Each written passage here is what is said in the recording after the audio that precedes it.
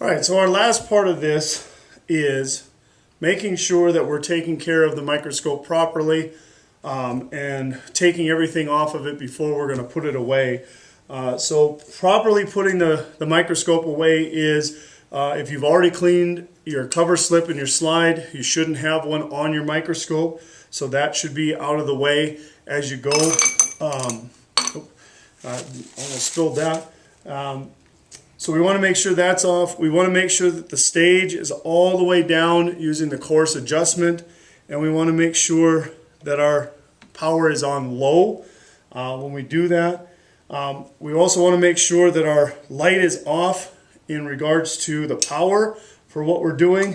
And well, clean that up later. So again, I shouldn't have my slide here. I should have it somewhere else away from this as we go.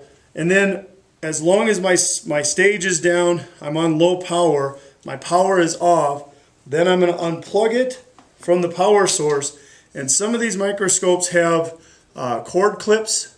If they don't, we're going to wrap it simply around the base nice and loose, so it's not hanging over, but it's not really tight.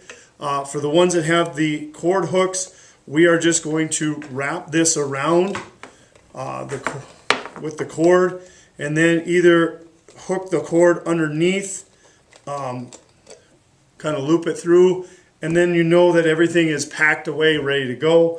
The proper way that you're going to carry these, because you will take these out of the case and put them back in, is you want to have a good firm grip on the arm. And you want to, before you stand up and lift it up, you want to have a hand underneath the base. So you always want to carry it with two hands. I never want to see somebody in lab swinging this around.